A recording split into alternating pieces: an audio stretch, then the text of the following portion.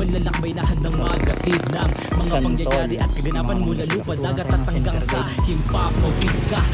Problema na naman ito. Sa mga hindi pa na Yo, once again, Arlo Quachero. So ngayong araw ng linggo, pupunta kami sa Barangay Pundakit, San Antonio, Zambales para magatid. At time check, 4:20 na nga ng hapon kami umalis sa may bayan ng San Marcelino. So ano pang hinaantay nyo? Samahan nyo na naman kami sa aming travel and adventure patungo sa San Antonio, Zambales. Arlo Quachero, manlalakbay na handang magatid ng mga pangyayari at kaganapan mula lupa, dagat at hanggang sa himpapawid ka. Malayan mo, ililibot niya sa mga hindi pa naabot ng iyong mga mata. Para maging updated ka, like, subscribe, pindutin mo na.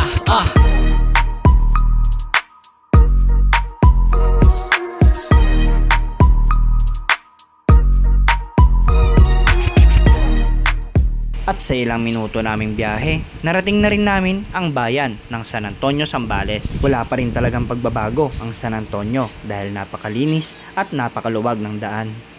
Nakapasok na kami sa may kanto patungo sa Pundakit at bumungad agad yung napakagandang bundok na yan. Hindi mawawala ang bagong konkretong tulay. At yung nasa kanan, yan yung dating dinadaanan. Yan ang bakal na tulay. Gusto mo ba ng swimming plus nature trip? Dito ka na, patungo sa Pundakit, San Antonio, Zambales. Dahil sa ganitong ganda na pupuntahan mo, marerelax ka talaga. What's up? Dito tayo ngayon. San Antonio, bili tayo ng... Dahil napansin na naman ni Buntis ang santol, napahinto na naman kami dito. Malapit sa may tulay. Dito lang yan, sa tabi ng Riverside. Panganak na, naglili pa.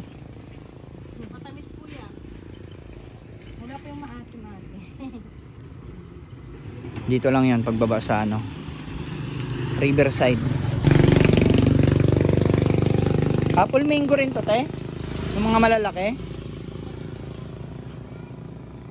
Mga apple mango rin to, ading, no? Anong, ha? Apple mango ba yun? African. Ay, African mango. Mga malalaki sa kanila. Yan pong nasa dulo, Adamos. Ito? Galing, ha?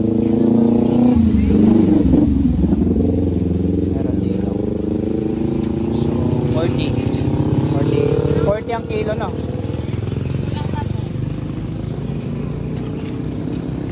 Yo, what's up? Arlo Quachero again. Doon tayo ng konting problema dito kay Hero.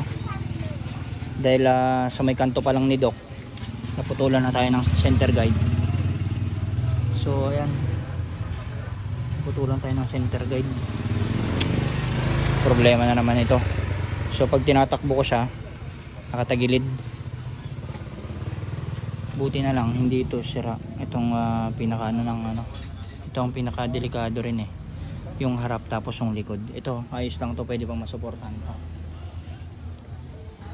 Kaya hanap tayo ng ng alambre pang suporta rito.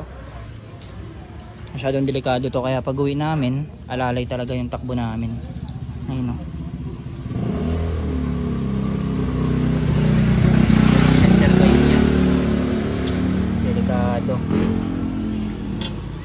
so mamaya update tayo. Lalagyan ko muna ng ng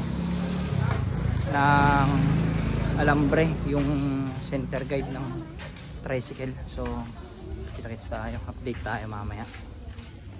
Update tayo. Tinalian ko muna ng rata, no? Para may uwi lang. At yung mag-ina ko, wala naman, hindi ko kasama. So sumakay sila sa kabilang tricycle.